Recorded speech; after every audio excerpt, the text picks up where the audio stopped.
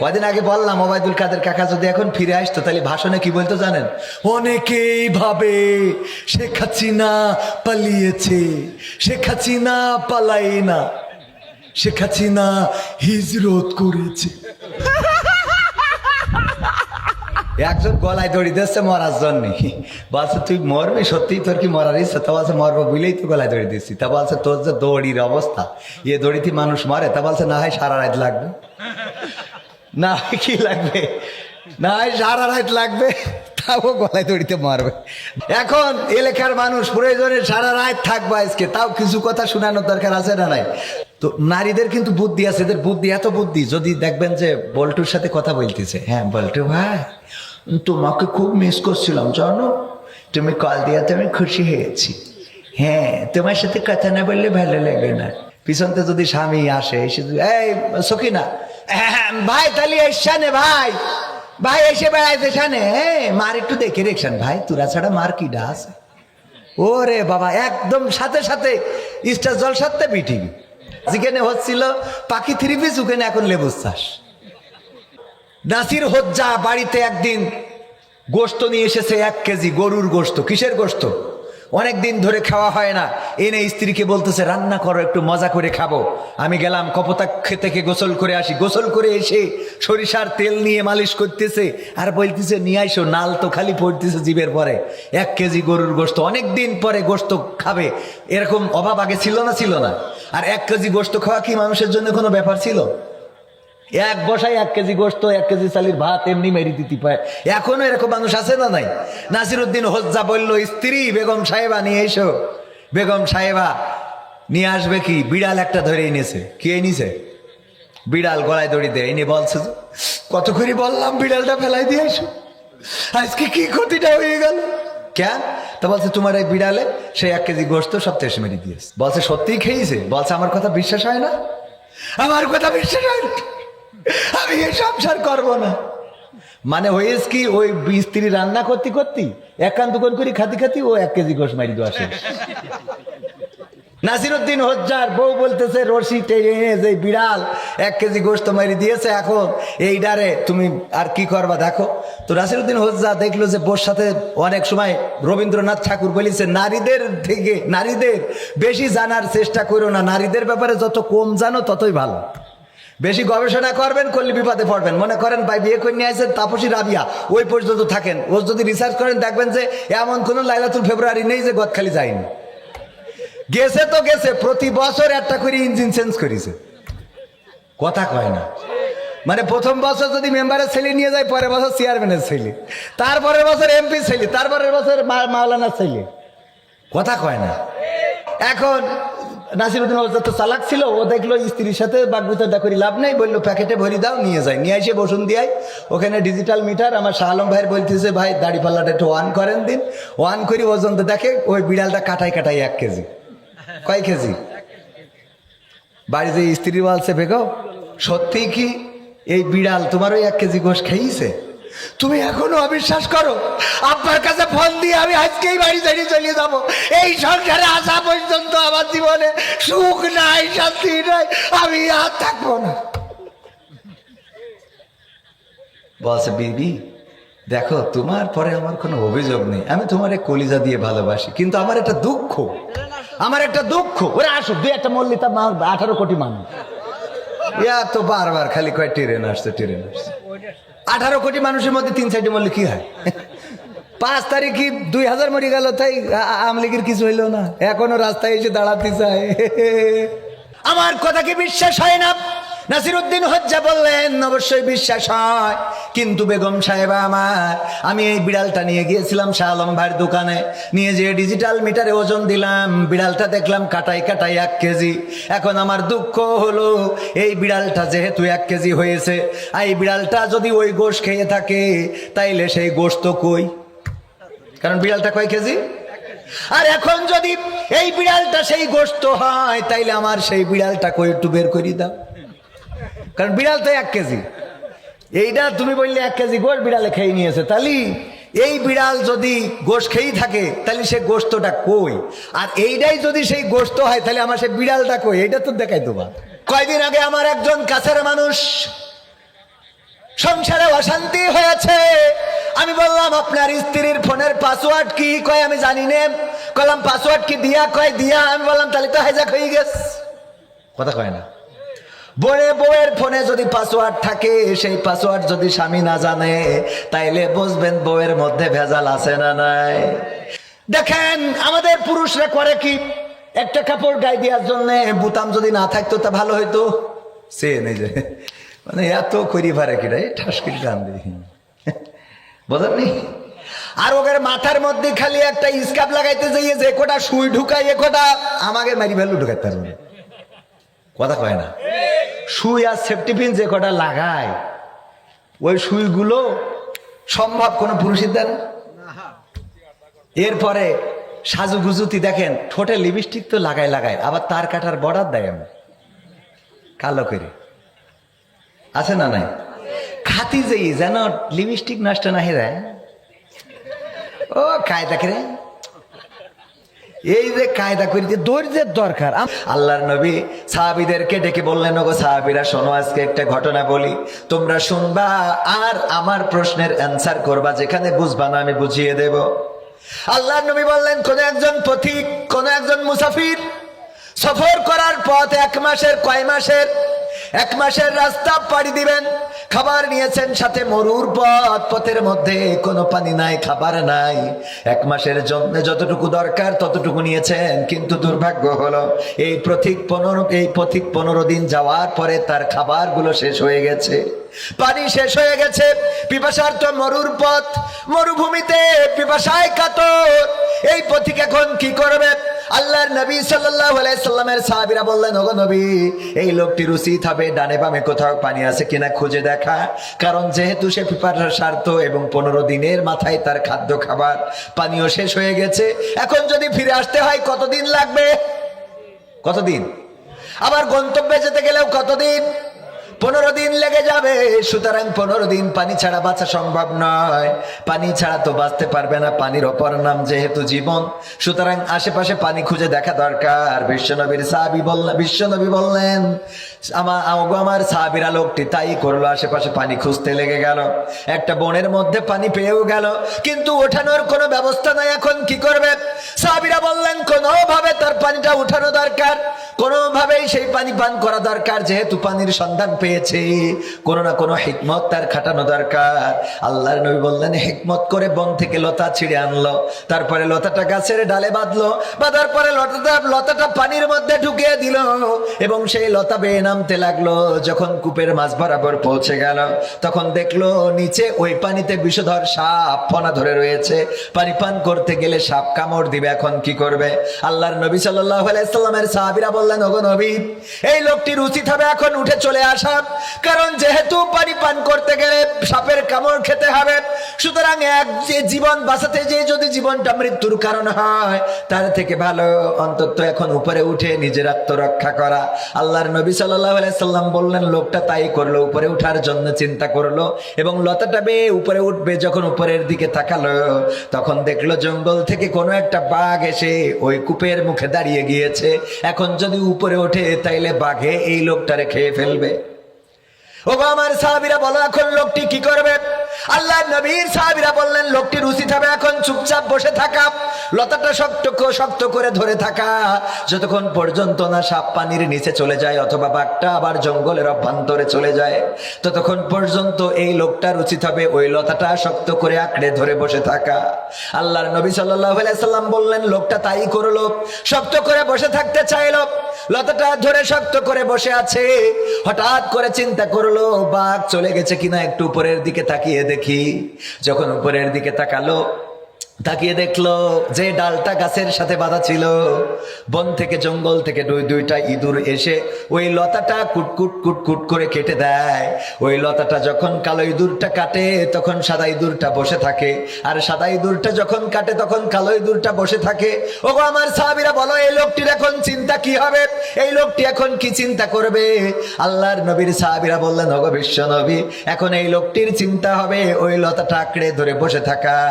যখন ওই ইঁদুরগুলোর লতা কাটতে যতক্ষণ সময় বাকি আছে, এই লোকটার মৃত্যু হতে ততটুকু সময় বাকি। ঠিক না বেঠিক? ওই লোকটির চিন্তা হবে লতাটা কাটতে যতটুকু সময় লাগে, কারণ গাছের সাথে বেঁধে রাখা, কূপ থেকে উঠার তো আর কোনো ব্যবস্থা হবে না, এবং সাপ তো আছেই। আল্লাহর নবী বললেন এখন কি চিন্তা করবে? সাহাবীরা বললেন যেহেতু লতাটা কেটে দেয় কুটকুট করে, তার মানে ওই লতাটা কাটতে বাকি আছে যতক্ষণ, এই লোকটার বেঁচে থাকার সময়টাও ততক্ষণ। আল্লাহর নবী বললেন ওগো সাহাবীরা এবার শোনো, আমি এটা তোমাদের কাছে একটা উপমা পেশ করলাম, আমি একটা উদাহরণ দিলাম, আমি তোমাদের এটা শোনাই যেটা বোঝাতে চেয়েছি সেটা বুঝে নাও। এই পৃথিবীতে যত মানুষ এসেছে প্রতিটা মানুষ এক একজন পথিক, এবং এমন একটা সময় রয়েছে যেই সময়টা সে জানে না যে আর কতদিন সামনে বাকি আছে। তার মানে এমন একটা পরিস্থিতির মধ্যে রয়েছে যেন তার পিছনেও 15 দিন চলে গেল, সামনেও বাকি আছে কয়দিন? 15 দিন। এমন হইতে পারে যে একদম যখনই আছে মাঝ বরাবর। বেঁচে থাকা হইতেও পারে, আবার শেষ হয়ে যেতে পারে। প্রতিটা মানুষ পথিক, সে তার গন্তব্য জানে না। এই দুনিয়ার মধ্যে এই পথিক, আমি যে কূপটার কথা বলেছি এই কূপটা হলো এই দুনিয়া, এই পৃথিবী। আমি যে সাপের কথা বললাম ওই সাপটা হলো কবর, গোরস্থান, মানুষের কবরে তো যেতেই হবে। আমি যে বাঘের কথা বললাম সেটা আজরাইল পথ চেয়ে আছে। আর আমি যে লতার কথা বললাম এই লতাটা হলো হায়াত। যার হায়াতটা যতটুকু মোটা, যার হায়াতটা যত বেশি তার লতাটা তত মোটা। যার হায়াতটা যত বেশি তার লতাটা তত মোটা, আর যার হায়াত যত কম তার লতাটা তত চিকন। আমি যে ইঁদুরের কথা বললাম, দুইটা ইঁদুর, একটা কালো এবং একটা সাদা, দিন এবং রাত কুটকুট করে কাটার কথা বললাম। বুঝতে কি পেরেছো আমার সাহাবীরা? সেটা হলো প্রতিদিন রাত চলে যায়, দিন আসে, দিন চলে যায়, রাত আসে। তোমার হায়াত নামের লতাটা কুটকুট কুটকুট করে কেটে দেয়। রাত যখন আসে দিন বসে থাকে, দিন যখন আসে রাত বসে থাকে। আমি এটা দিয়ে তোমাদের বোঝাইতে চাইলাম দুনিয়ার জীবনটা কতটুকু এবার বোঝে নাও। যেই কোনো সময় যেই কোনো মুহূর্তে এই পৃথিবী ছেড়ে চলে যেতে হবে। তোমার লতাটা কতটুকু বাকি আছে তুমি জানো না। ইঁদুরটা কেটে দেয়, দিন রাত এসে কেটে দেয়। এই দিন ফুরাইলে কবর দেশের বাসিন্দা হয়ে যেতে হবে, বলেন ঠিক কিনা? রঙ্গরসের দিন ছিল আমার একদিন, 12 ঘন্টা বেলায় আমার সন্ধ্যা হইল, পাখি উড়ে যাওয়ার বুঝি সময় হলো। ক্ষমতার মালিক কে? ক্ষমতার মালিক আল্লাহ, চেয়ারের মালিক আল্লাহ। যেই সময়ে মানুষ ক্ষমতা হারানো তো দূরের কথা, জীবন হারিয়ে ফেলে, সেই সময় আল্লাহ রাব্বুল আলামিন ডক্টর ইউনূসকে ক্ষমতা দান করেছেন, বলেন ঠিক না বেঠিক? যেই সময় মানুষ মারা যাওয়ার কথা, লাঠি ছাড়া চলতে না পারার কথা, সেই সময় এই মানুষটা শুধুমাত্র বাংলাদেশ নয় গোটা বিশ্বে বিচরণ করে। কূটনৈতিক সম্পর্ক এত উন্নয়ন করেছে যে এখন বাংলাদেশের ভাবমর্যাদা বেড়েছে না কমেছে? বেড়েছে না কমেছে? আগে মানুষ যে রাষ্ট্রপ্রধান ছিল তার মৃত্যু কামনা করতো, আল্লাহ তার মাউত দেওয়া করে মরে না কেন? এখন আজরাইল দেখে না কেন, চেনে না কেন, নেয় না কেন?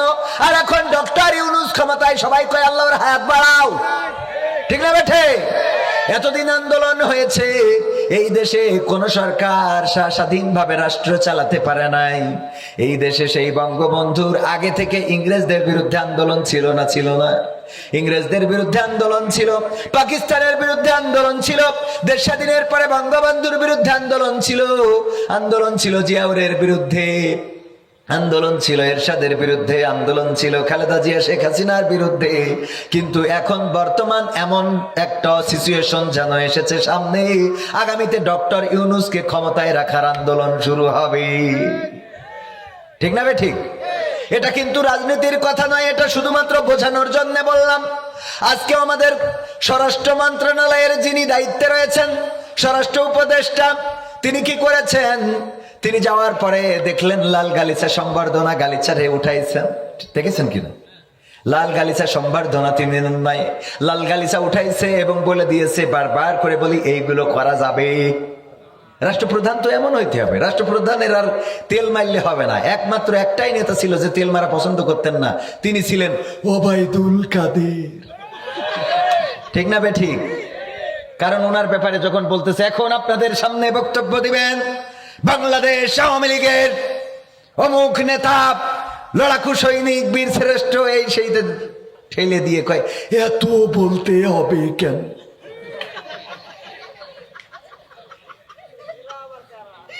ঠিক না বেঠিক? এত কেন বলতে হবে? ওরা তো চেনে। এই একটাই ছিল, এই জন্য মানুষ ওরে বলতো ফাটা কেষ্ট। কি কেষ্ট?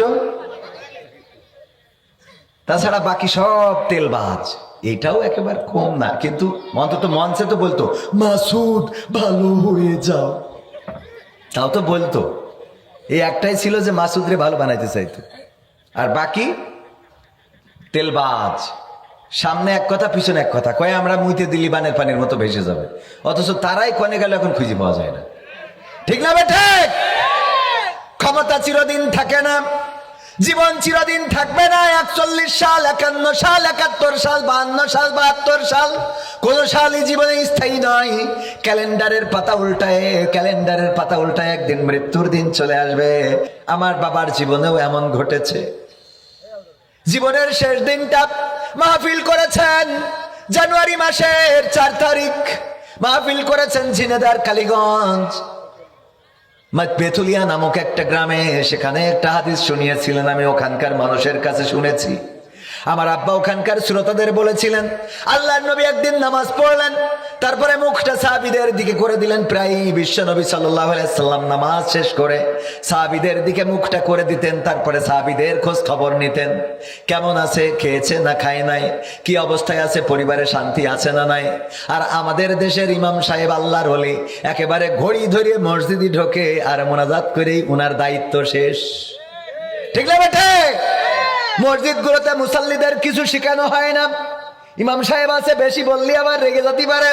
আমার আব্দুল্লাহ সিদ্দিকী ভাই আমার মসজিদের ইমাম, আমার ইমরান হুসাইন হুজাইফি ভাই আমার সাথে এসেছে, উনিও মসজিদের ইমাম। দুইজনই দুই মসজিদের ইমাম ও খতিব। সাথে এসেছেন উনি আমাদের উস্তাদ, আমার উস্তাদ। উনারা দুইজনই, উনারা আলেমে দিন, আমি তো আলেম নই। আমি মামুনুল হক সাহেবের মতো বলি, আমলের কথা আমি বলতে পারবো না। আমার দিয়ে আমলের কথা হবে না, কারণ আমার আমলের অবস্থা খুবই খারাপ। আমলের অবস্থা কি? নিজের আমলের অবস্থা খুবই খারাপ। তাহাজ্জুদের নামাজ কেমন পড়ি আল্লাহ জানে, আপনাদের বলে লাভ নাই। জামাতে নামাজ কতটা পড়ি আল্লাহ জানেন, বলে লাভ নাই। আমার মধ্যে ত্রুটি আছে না নাই? আমি প্রায় বলি, যদি আমার অপরাধগুলো আপনাদের সামনে প্রকাশ করে দেওয়া হতো, তাইলে এখানে অন্তত আপনারা আমার এই স্টেজে বসে কথা বলতে দিতেন। আমার মা যদি জানতো, মা বলতো বেরিয়ে যা, আমার বাড়ি থেকে বেরিয়ে যা। এমন একটা সন্তান আমি পেটে ধারণ করেছি, এটা ভাবতেও কষ্ট হয়। দূর হ, তোর আমি ভাত রান্না করে খাওয়াবো না, তোর আমি আর ভাত বেড়ে খাওয়াবো না। আমার বাবা যদি জানতেন, আমার বাড়ি থেকে তেজ্য পুত্র করে বের করে দিতেন। যদি আমার স্ত্রী জানতেন, আমার স্ত্রী আমার সাথে এক খাটে ঘুমাতেন না। বলতেন এমন একজন মানুষ, আহারে কারে ফেরেশতার মতো মনে করেছিলাম। বাসর রাতে বলেছিলাম, তুমি আমার জীবনে এসেছো, আমার ভাগ্যটা পরিবর্তন হয়ে গেছে। তোমারে কিয়ামত পর্যন্ত চায়, জান্নাতেও চায়। আজকে আমি বলতে বাধ্য হচ্ছি, তোমার মতো স্বামীর সাথে জান্নাতেও আমি যাইতে রাজি। এরকম অপরাধ আছে না নাই? আমার সন্তানরা যদি জানতো আমার অপরাধ, বলতো বাবা বলে ডাকবো না। এমন বাবাকে বাবা বলে ডাকা যায় না, ঘৃণা হয়। বাবা তুমি এমন পাপী, এমন অপরাধী। গ্রামের মানুষ জানলে আমার জন্য সালিশ বসাতো, দরবার বসাতো। ওগো আমার ভাইয়েরা, এমন অনেক অপরাধ আছে যে অপরাধগুলো পৃথিবীর মানুষ জানেন না। জানেন কি? ইলমের কথাও শোনে না, আমলের কথাও শোনে না। বর্তমান সময়ে বাংলাদেশের মানুষ শুনতে চায় ভাইরাল কি ওইডা। হেনা বাড়ি নাই কেন? কাকা হেনা কোথায় গেল? কথা কয় না। আজহারি ভাইয়ের ভক্ত, আমার যশোরের মাহফিলে আমি যখন গ্রাউন্ড ফ্লোরে গিয়েছি গাড়ি পার্কিং করার জন্য, যে দেখি দুই আল্লাহর ওলি। বললাম এই গ্রাউন্ড ফ্লোরে তোমরা কারা? কোম্পানির লোক নাকি? কয় না। আমি কইলাম তাইলে ঢুকলা কেমনে? এই গ্রাউন্ড ফ্লোরে তো শুধুমাত্র অনুমোদিত ব্যক্তি ছাড়া এখানে ঢুকতে পারে না। কয় আমরা আজহারি ভাইয়ের ভক্ত। আমি বললাম এনে ঢুকছাও কেন? আস্তে করি সাইড থেকে বের করি, দেখায় হুজুর বিড়ি টানতে আইছি। মুখে বলে নাই, খালি দেখাইছে, মানে বুঝে নিতে হুজুর বিড়ি টানতে আইছি। কইলাম এনে বিড়ি টানতে আইছো কা? কয় পরিবেশ পায় না, উপরে মানুষ আর লোক, লোক আর মানুষ, পরিবেশ নাই। গ্রাউন্ড ফ্লোরে এখানে আসলাম বিড়ি টানতে। কইলাম আহারে আশারি ভাইয়ের ভক্ত, এনে এসে বিড়ি টানো, এটা কি হইল নাকি? কথা কয় না। এখন আমাদের ভক্ত কারা? ম্যাক্সিমাম বেনামাজি, বেরোজাদার। আমার এসে জড়ায় ধরে, ধরি কয় হুজুর আমি আল্লাহর জন্য আপনার ভালোবাসি। মুখিতে দুর্গন্ধ, বিড়ির গন্ধ এত বেরোয় যে আমার মনে হয় অন্তত তুই ভালো না বাসলে আমার সেইটাই ভালো ছিল। ঠিক না ভাই? ঠিক আছে না নাই? এত বিড়ি খায়। অনেকেই বলে যে হুজুর আমার স্ত্রী তো আমার সাথে সেরাম। তো আমি কই তোর মুখে যে দুর্গন্ধ, তোর বউ আছে এটাই তো বড় কথা। সেরাম মানে কি যদ্দূর হয় ওর তো খুশি থাক, কথা কয় না। তোর যে দুর্গন্ধ, নামাজের সময় যদি বিড়িখোররা আমিন বলে, যখন ইমাম বলে ওয়ালাদ্দল্লিন,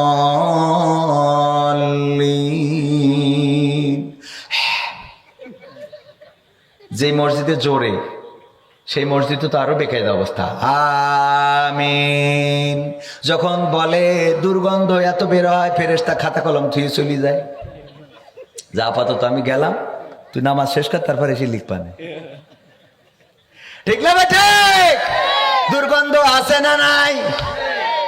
আমি প্রায়ই বলি, আমাদের কলেজের একজন টিচার ইংরেজি প্রভাষক ছিলেন, চাকরি ছেড়ে দিয়েছেন, বরিশাল বাড়ি।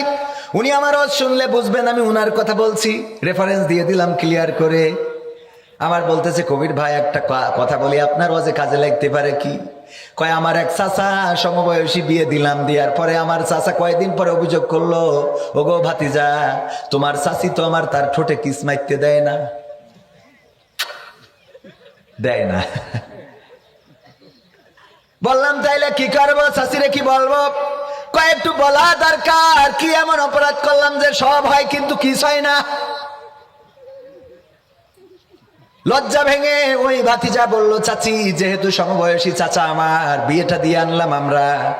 চাচা অভিযোগ করেছে যে বিড়ি আপনি নাকি কিস করতে দেন না, চুমা খাইতে দেন না। এটা তো অন্যায় কিছু না, স্বামী স্ত্রীর চুমা খাইতে পারে না, পারে না, কোনো অসুবিধা নাই, হাসাহাসিরও কিছু নাই, ভালোবাসা দিয়েছেন কে? কিন্তু সেটা বিয়ে করি আবার বিয়ের আগে না।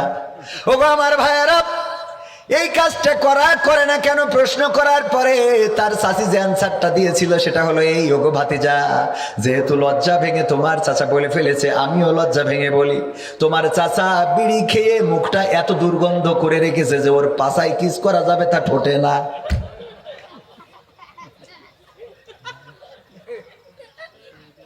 সত্যি বলছি না মিথ্যা? তো মন খারাপ লাগছে কেন? দুইটা মারেন নাকি? ওগো আমার ভাইয়েরা, না ওনারা খান না, খাওয়ার দরকারও নাই। বিড়ি পান করা যাবে না, ধূমপান করা যাবে না, এইগুলো করে মুখের দুর্গন্ধ করেন। এই মুখের দুর্গন্ধ নিয়ে যদি মারা যান, ফেরেশতারা বলবে মান রব্বুকা, রব্বি আল্লাহ যদি বলেন কবে তোর দুর্গন্ধের জ্বালায় বাকিগুলো বলা লাগবে না, তোর ডাইরেক্ট রেগিয়ে দিলাম অন্য জায়গায় যা। যদিও এটা হাদিসের কথা না, কোরআনের কথা না, এগুলোর বাস্তবতাও নেই, কিন্তু কিছু কমন সেন্স দিয়ে একটু চিন্তা করা দরকার। যখন কেউ এসে বলে, আমার মাদ্রাসা যখন করলাম ভর্তি করার সময় অনেকে এসে বলে কি যে হুজুর জানেনই তো আমাদের সংসারের অবস্থা তো ভালো না, তো বাচ্চাটা আমি শখ করেছি যে মাদ্রাসায় পড়াবো যেন মানুষের মতো মানুষ হয়, তো বেতন হুজুর একটু কম দিবানে। তো আমি কই আপনার ওই যখন মুখ থেকে দুর্গন্ধ বেরোয় বোঝা যায় না বিড়িখোরের সাথে কথা বললে? আমি কই আপনি খালি ধূমপান করাটা ছেড়ে দিয়ে যে টাকা বাঁচবে ওইটা আপনার মেয়ের পিছনে দেবেন, আর কিছু দেওয়া লাগবে না। কারণ ওর মেয়ের যে মাসিক বেতন, ওর বাচ্চার যে মাসিক বেতন, ছেলের যে মাসিক বেতন, তার থেকে ও বিড়ি খেয়ে নষ্ট করে বেশি। ঠিক না বেঠে? শুধুমাত্র ধূমপানটা ছাড়লেই মেয়ের বেতন হয়ে যাবে, বাচ্চার বেতন হয়ে যাবে। আলোচনায় আসি ভাইয়েরা আমার। আমার আব্বা যে ওয়াজটা করেছিলেন সেটা শোনাচ্ছিলাম, জীবনের শেষ রাতটার যে ওয়াজ ছিল, ওখানকার শ্রোতারা বললেন আপনার বাবা গতকালকে আমাদের ওয়াজ শুনিয়েছে। ওগো মানুষেরা শুনে নাও, ওগো আমার শ্রোতা মন্ডলী শুনে নাও। বিশ্ব নবী ঘুরলেন, তারপরে সাহাবীদের জিজ্ঞাসা করলেন, ওগো সাহাবীরা, খোঁজ খবর তো প্রায় নিতেন, জিজ্ঞাসা করলেন সাহাবীরা তোমরা মৃত্যুকে কে কোন ভাবে চিন্তা করো? একজন সাহাবী বললেন, ওগো বিশ্ব নবী আমি চিন্তা করি আজকে ফজরের নামাজ আদায় করেছি, আগামীকালকে ফজরের নামাজ আমার কপালে আর জুটতে নাও পারে। আল্লাহ নবী বললেন তুমি তো দুনিয়াদার, দুনিয়ার পরে তোমার অনেক মায়া অনেক মহব্বত, তোমার চিন্তাটা অনেক লম্বা। তারপরে আর একজন কেউ বলো, আর একজন সাহাবী দাঁড়িয়ে বললেন, ওগো বিশ্ব নবী আমি চিন্তা করি আজকে জোহরের নামাজ আদায় করেছি, আসরের নামাজ আমার কপালে নাও জুটতে। আর একজন সাহাবী বললেন, ওগো বিশ্ব নবী আমি চিন্তা করি আজকে মাগরিবের নামাজ আদায় করেছি, ফরজ নামাজ আদায় করা হয়ে গেছে, কিন্তু দুই রাকাত সুন্নাত নামাজ আমার আদায় করা নাও হতে পারে। আল্লাহর নবী সাল্লাল্লাহু আলাইহি সাল্লাম বললেন তুমিও দুনিয়াদার, আগে যারা বলেছো সবাই দুনিয়াদার, ওগো সাহাবীরা এমন চিন্তা কেন করো না? তুমি ডান দিকে সালাম ফিরিয়েছো, আর বাম দিকে সালাম ফিরানোর সুযোগ তোমার নাও হতে পারে। ঠিক না বেঠে? ডান দিকে সালাম ফিরালাম, আল্লাহ যদি না চায় আর বাম দিকে সালাম ফিরানো হবে না। আজকের এই বসুন্ধিয়াতে এসেছি ওয়াজ করার জন্যে। আল্লাহ যদি চান বাড়িতে পৌঁছাতে পারবো, আল্লাহ যদি না চান বাড়িতে পৌঁছাতে পারবো না। আমি বলছিলাম যে বিমানটা ক্র্যাশ খায়, যেই রাস্তায় গাড়িটা অ্যাক্সিডেন্ট করে, যেই মানুষটা মারা যায়, ওরাও তো আমাদের মতো মানুষ। একবারও কি চিন্তা করেন? আমি তো মাঝে মাঝে নিজেকে নিয়ে যখন চিন্তা করি, নিজের অজান্তেই চোখ থেকে অশ্রু ঝরে। যখন চিন্তা করি আহারে প্রতিদিন তো বাড়িতে ফিরি, দুইটা কলিজার টুকরা সন্তান প্রতিদিন বাচ্চা থাকে, বাবা কিছু না কিছু আনবে। আমার সফর সঙ্গী যারা তারা জানেন, আমার দুইটা কলিজার টুকরার জন্য প্রতিদিন রাতে কিছু না কিছু কিনে নিয়ে যায়। দোকান যত দূরেই থাক না কেন কিছু না কিছু নিয়ে যায়, এই জন্য যে প্রতিটা সকাল তাদের হয় আমার বাবা রাত্রে কিছু না কিছু নিয়ে এসেছে। কিন্তু এমন একটা সকাল হবে যেই দিন বাবা ফিরবে, কিন্তু তাদের জন্য কিছু কেনা হবে। কথা কয় না? যেই দিন বাবা ফিরবে কিন্তু এই খোকাদের জন্য আর কিছু কেনা হবে না। কলিজার টুকরা দুইটা সন্তান আমার কাছে এসে হয়তো কান্না করবে, আব্বা কথা বলো, আমাদের জন্য কিছু কেনার দরকার নাই, একটা বারের জন্য তুমি আমাদের ডাকে সাড়া দাও আব্বা। আব্বা একটা বারের জন্য ডাকের সাড়া দাও না, ডাকের সাড়া দেব না। ওই সন্তানেরা হয়তো কবর দেওয়ার পরে আমি যেমন আমার বাবার কবরের কাছে দাঁড়ায়, আমার কবরের কাছে দাঁড়াবে ছোট ছোট অনেক বাচ্চাকে দেখি, বাবার কবর দেওয়ার পরে ওই কবরের কাছে যায়, আব্বু আব্বু বলে ডাক দেয়, দেখা যায় না। এইগুলো ভিডিও করে অনলাইনে ছেড়ে দেয়। কত মাকে হারিয়ে মায়ের কবরের কাছে গিয়ে কাঁদে। চিন্তা কি করেছেন একদিন আমার আপনার কবরের কাছে আপনার আমার সন্তান হয়তো কান্না করবে, ছোট ছোট বাচ্চা শিশুগুলো বাবা হারানোর বেদনায় কাঁদতে থাকবে। স্ত্রী বলবে, ওগো আমার স্বামী, বাসর রাতে কথা দিয়েছিলে আমারে ছেড়ে যাবা না, বাসর রাতে বলেছিলে তুমি আমারে পর করে দিবা না, বাসর রাতে বলেছিলে তোমার সাথে আমার আর সম্পর্কটা ছিন্ন হবে না, কিন্তু আজকের এই রাতে, আজকের এই দিনে তুমি কেন আমারে একা করে চলে গেলে? মা কান্না করবে, ওগো করে, ওগো আমার কলিজার টুকরা, আমার ওষুধের প্রেসক্রিপশনটা কার কাছে ধরিয়ে দেব? কে আমার ডাক্তারের কাছে নিয়ে যাবে? কে আমার চিকিৎসা করে দেবে? মা কান্না করবে, বাবা কান্না করবে, নীরবে চোখের অশ্রু ঝরতে থাকবে। বাবা তো জোর করে কাঁদতে পারে না, খাটিয়াটা কাঁদে নেবে, চোখ থেকে অঝোর ধারায় বৃষ্টি ঝরতে থাকবে। কত বাবারা কি জোরে কাঁদে নাকি? বাবারা জোরে কাঁদে না। কত বাবাকে দেখেছি ওই প্রবাসে, যখন আমি ছিলাম প্রবাসে যাওয়ার আসার পথে, কত বাবাকে দেখেছি কলিজার টুকরা সন্তানকে যখন বিদায় দেয় বাবার বুকটা ফেটে যায়। আরে কলিজার টুকরা, দুইটা পয়সার জন্য তোরে পর করে দিলাম। কত বাবাকে দেখেছি ওই গ্লাসের দরজা দিয়ে তাকিয়ে থাকে, সন্তানটা চলে যায় আর বাবার চোখ থেকে অশ্রু ঝরঝর করে ঝরতে থাকে। কত মাকে দেখা যায় হঠাৎ করে সন্তানের কথা চিন্তা করে কান্না শুরু করে দেয়। যখন বিমানের দিকে তাকায় তখন মা চিন্তা করে, এই বিমানে আমার সন্তান নিয়ে গিয়েছে, এই বিমান আমার সন্তানটারে আমার থেকে দূরে সরিয়ে দিয়েছে। ওগো আমার ভাইয়েরা, এই জীবন যাদের জীবনে আসে, যাদের এই মৃত্যু যাদের জীবনে আসে, আর তারাও তো আমাদের মতো মানুষ, আমাদের জীবনেও এমন কিছু ঘটবে, বলেন ঠিক না বে ঠিক? মাঝে মাঝে আরো চিন্তা করি, আপনাদের চিন্তা করার জন্য বলছি। মাহফিল ছোট, অসুবিধা নয়, আল্লাহর কাছে কবুল হইলে ছোট বড় লাগে না, ঠিক না বে ঠিক? তো এই ছোট মাহফিলে আপনাদের বিবেকের কাছে কিছু জায়গা নিয়ে কথা বলতে চায়। ওই যে বলেছি আমলের অবস্থা ভালো না, এলেমের অবস্থাও ভালো না, দুইটাই খারাপ। সুতরাং আমি যে বিষয়গুলোতে সচেতন সেই বিষয়গুলো আপনাদেরকে বলতে চাই। মৃত্যু, কত মৃত্যু দেখেন না যে লাশটার দিকে তাকানো যায় না, কথা কয় না। অনেকে এই মুখটা খুলে বলে, আহারে দেখতে যেও না, ঘুমাইতে পারবা না, এরকম হয় কি না? লাশটার দিকে তাকায়ও না, দেখা যাবে না, একটু আগলা করে দিয়ে দেখে বলে হা হয়েছে কি না, দেখা যাবে না। অনেক অ্যাক্সিডেন্ট এখন অনলাইনের কল্যাণে দেখা যায় সিসিটিভি ফুটেজের কারণে, যে হঠাৎ পড়ে গেছে। দেখলাম সেদিন রিক্সায় ভ্যানে আঘাত লেগে স্ত্রী পিছন থেকে পড়ে গেল, পিছন থেকে কি এই পাশে ওই পাশে পড়ে গেল, যেই পাশে ট্রাক সেই পাশে, আপনাদের চোখের সামনে পড়ে থাকতে পারে, ট্রাকের চাকাটা চলে গেল, মাথাটা জায়গায় শেষ। এরকম ভিডিও চোখে পড়েছে না পড়ে না? এগুলো আমার যদি বলেন না হুজুরের সামনে পড়ে, আপনাদের সামনে দেখবেন পড়ে। এই যে একেবারে মুহূর্তে যেই বউটা কিছুক্ষণ আগে কাঁধের উপরে হাত দিয়ে বসেছিল, সেই বউটা এখন মারা গেল, সন্তান এখনো টাঙ্কির পরে বসা, কলিজার টুকরা সন্তানটা বসা, স্বামী মোটরসাইকেলের পরে, স্ত্রীটা খালি পড়ে গেছে চাকার তলে। ট্রাকটা এমন টাইম যে পড়েও গেল, চাকাটাও চলে গেল, মানুষটা সাথে সাথে মারা গেল একেবারে মুহূর্তের মধ্যে। এই মৃত্যু যে হয়, আমার তো এরকম কোন মৃত্যু হইতে পারে, ঠিক না ভাই? ঠিক। চিন্তা করেন কখন, ও তো আমার মতো একজন ছিল, এরকমই মৃত্যু তো হবে, মারা তো যাবই। স্ট্রোক করে মারা গেছে, এটা তো সহজ মৃত্যু অনেকটা, খাতি বসিলাম হঠাৎ করে দম পড়ে গেছে। কিন্তু মাঝে মাঝে চিন্তা করি, এমন যদি হয় ফিলিস্তিনে যখন বোমা হামলা করতেছে, তখন বিল্ডিং গুলো ধসে যাচ্ছে, ভেঙে পড়ছে, নিচের তলায় যিনি আছে হয়তো কোনো না কোনো ফাঁক ফোকর দিয়ে বেঁচে আছে, এই মানুষটার অবস্থাটা কি একটু চিন্তা করেন তো। এরকম মৃত্যু আমাদের হইতে পারে না? অনেক মানে অপেক্ষায় থাকতে হবে যে এখন উদ্ধার করতে আসতেও পারে, নাও পারে, ওই বিল্ডিং আর উদ্ধার হবে তার কোনো নিশ্চয়তা নাই। ওখানে চুপচাপ রানা প্লাজা ধসে পড়লো, ভেঙে গেল, ওখানে দেখা গেল রক্ত দিয়ে একজন লিখেছে, মৃত্যু লাশ তার উদ্ধার করা হয়েছিল, রক্ত দিয়ে লিখেছে যে রানা প্লাজা আমাকে বাঁচতে দিল না। তার মানে ওই রক্ত দিয়ে লেখার মতো রক্ত এবং জীবন ততক্ষণ পর্যন্ত ছিল। ওই জায়গায় বসে থেকে অপেক্ষা করতে হয়েছে কার? কয় আল্লাহ, আজরাইলের, যে ও যেন এসে তাড়াতাড়ি নিয়ে যায়। অনেকেই বলে যার কেউ নেই তার তো আজরাইল আছে, মানে টাকা নেই ডাক্তারে চিকিৎসা করবে, তার কি আছে? আজরাইল আছে। অন্তত ডাক্তাররা না দেখুক, আজরাইল দেখার জন্য আছে না নাই? যদিও আজরাইল নামটা প্রসিদ্ধ না, ইসলাম বা কোরআন হাদিস দিয়ে ওইভাবে আমরা মিলাই রাখিছি যে জিবরিল, ইসরাফিল, মিকাইল, আজরাইল, আসলে মালাকুল মাউত। কোরআনে নাম আসছে কি? মালাকুল মাউত, মৃত্যুর ফেরেশতা। এই মৃত্যুর ফেরেশতা সবার জীবনে আসবে, শুধু পুরুষদের মৃত্যু হবে, মেয়েদের হবে না, মা বোনদের হবে কিনা?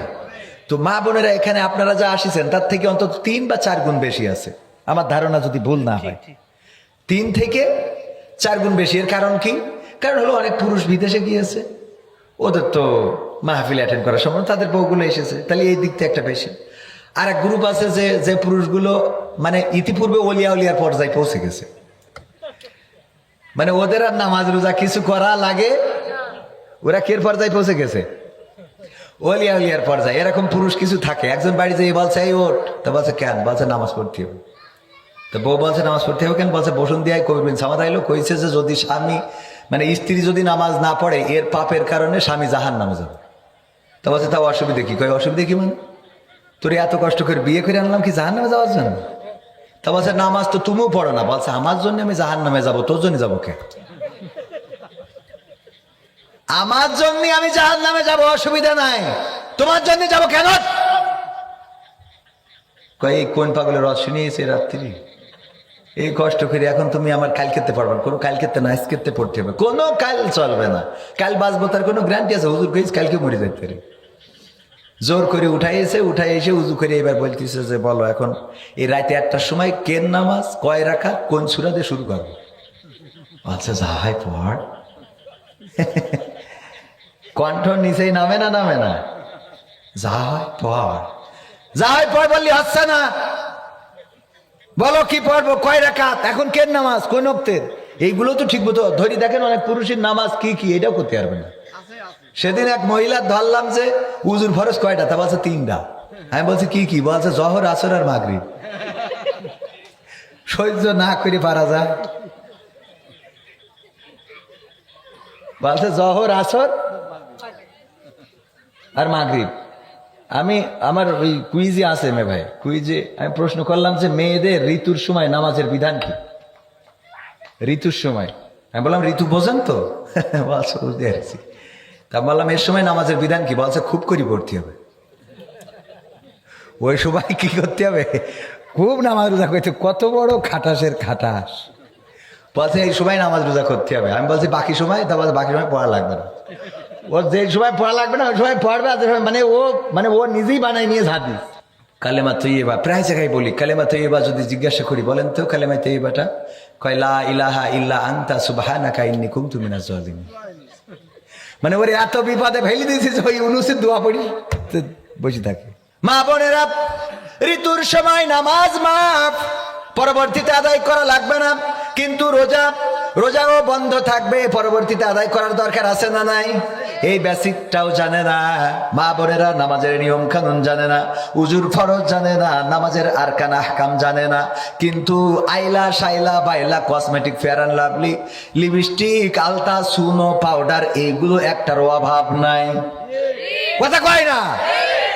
আমি বলেছি ধৈর্য, শয়তান এবং আমাদের মা বোনেরা এদের মধ্যে মিল আছে যে ধৈর্যের দিক থেকে এরা ফার্স্ট। ধৈর্যের দিক থেকে এরা, শয়তানের ধৈর্য কেমন? আমি বলি শয়তান কোরআনের কোন আয়াত মানুক আর না মানুক, ইন্নাল্লাহা মাআস সাবিরিন, নিশ্চয় আল্লাহ ধৈর্যশীলদের পছন্দ করেন, সাথে আছেন। এই আয়াতটা ফলো করে। কারণটা কি দেখেন, আমার আশরাফ ভাই নামাজ পড়ে, নামাজি, রোজাদার, আল্লাহ ওয়ালা, জামাত ইসলামের রুকন, দায়িত্বশীল। এই কারণে শয়তান বলেছে, আর আশরাফের আমি কান ধরলাম, জীবনে কোনোদিন ধোঁকা দেব না। কয় ঠিক? এই ঠিক হয় এটা?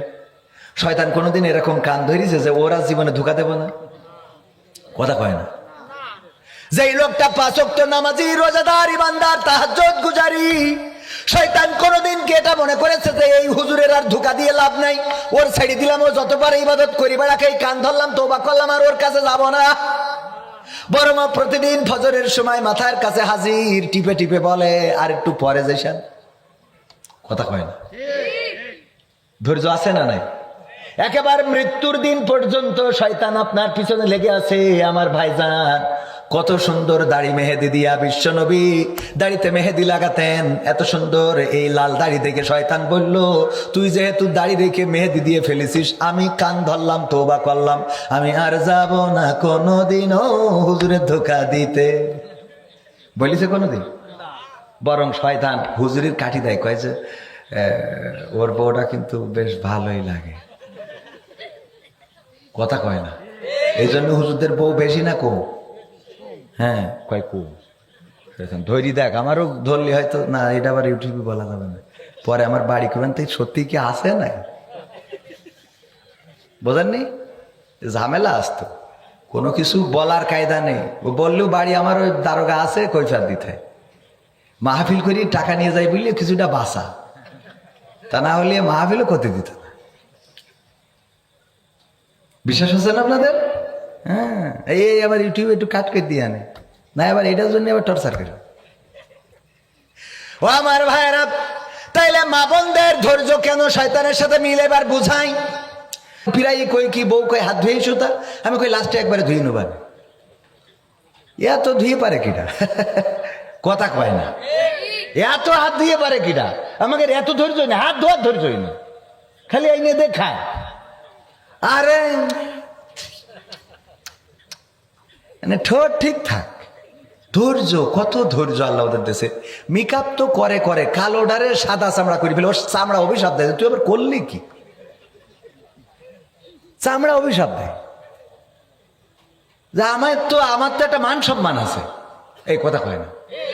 চামড়ারও একটা মান সম্মান আছে না? ও কালো হয়েছে বলে তুই ঢেকে একেবারে সাদা করবি, তাই এত ফক ফকা? ওকে লাগা, তাই একটু অল্প লাগা। আমারও তো একটা ইজ্জত মান সম্মান আছে নাকি? কথা কয় না? সেই চামড়া ঢেকে সাদা বানায়, ওই সাদার পরে আবার আস্তে করে এটা লাল মারে এখানে। হ্যাঁ, গেলে গুনলো। হ্যাঁ,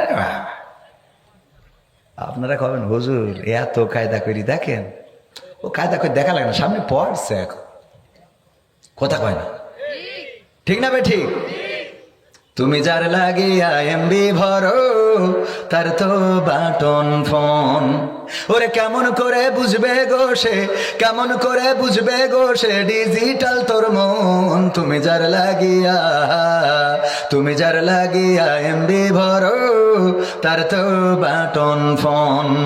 মেসেজ দিলে সিন করে না, দেয় না তো রিপ্লাই, ভিডিও কলে বলবা কথা, ক্যামেরা তার নাই রে, ক্যামেরা তার নাই। ওরে ডিজিটাল এই যুগ জামানাই, ডিজিটাল এই যুগ জামানাই, অ্যানালগ তার মন। তুমি যার লাগিয়া এমবি ভরো, তার তো বাটন ফোন। প্রেম প্রীতি ভালোবাসা বিয়ের আগে নয়, ঠিক না বেঠে? প্রেম প্রীতি প্রীতি ভালোবাসা বিয়ের আগে নয়। মনের মধ্যে রাখো যুবক আল্লাহ তাআলার ভয় রে, পরকালের ভয়। ওরে তবেই তুমি মুক্তি পাবা, তবেই তুমি মুক্তি পাবা দোজখের আগুন। তুমি যার লাগিয়া, তুমি যার লাগিয়া এমবি ভরো, তার তো বাটন ফোন। যুবকরা কথা ঠিক আছে তো? কেন বললাম? কারণ এখনকার যুবকেরা প্রেম প্রীতি ছাড়া কিছু বোঝে না। গদখালিতে যাবে, লাইলাতুল ফেব্রুয়ারি পালন করবে, আর আমার মা বোনেরাও তাই, হাতে যার অ্যান্ড্রয়েড ফোন। বিপদ আছে না নাই? ওরে বাবা কি অবস্থা, এখানে সেখানে যেখানে সেখানে এর সাথে ওর সাথে আপনি পৃথিবীর সব কিছু নিয়ে নেবেন, কোনো আপত্তি নাই, কিন্তু উনার হাতের ফোনটা নেওয়া যাবে। কারণ বউয়ের তো কোনো কিছু গোপন থাকার কথা না। ফোনে কেন অ্যান্ড্রয়েড ফোনে পাসওয়ার্ড এত ঘিজি বিজি পাসওয়ার্ড, যে ওইটা দেওয়ার পরে শয়তানও খুলতে পারবে। ভালো মানুষ তো দূরের কথা, শয়তানও খুঁজে পাবে না, এত ঘিজি দিয়ে দিয়েছে। যদি এই পাসওয়ার্ড আপনাদের বউয়ের ফোনে থাকে, স্বামী যদি না জানেন, তাইলে বলবেন যে ভেজাল আছে। কথা কয় না? বলবেন যে না হুজুর আমার বউ ভালো, আমি বলছি, আপনি প্রমাণ নেন। যে বলবেন ফোনটা এক সপ্তাহ আমার কাছে থাক, রেখে দেখেন কাছে। ওরা বরং ওরে বাবা অভিনয় বোঝে, ট্রেন আসছে কেন আমাদের, এই ট্রেন রোড থেকে সরেন, একটু সাইড দেন। সেদিন এক মাদ্রাসায় গেলাম বিদায় দিবসের অনুষ্ঠানে, দাখিল মাদ্রাসা। আমি যে সালাম দিলাম, কোনো ছাত্র সালামের জবাব দিল না। মানে 200 জন ছাত্রের মধ্যে 200 জনই ছাত্র এবং ছাত্রী, আমি একজনকেও দেখি নাই আমার সালামের জবাব দিতে, একজনকেও দেখি নাই। হতে পারে 2-1 জন দিয়ে থাকতে পারে, আমি দেখি নাই, চোখে পড়ে নাই। তো আমি বললাম আপনারা মাদ্রাসার ছাত্র, কোন জায়গায় দাঁড়িয়েছেন আপনারা? সালামের জবাব দিলেন না, একজনও দিলেন না। আমি পাইলাম না আপনাদের কাছে সালামের জবাব।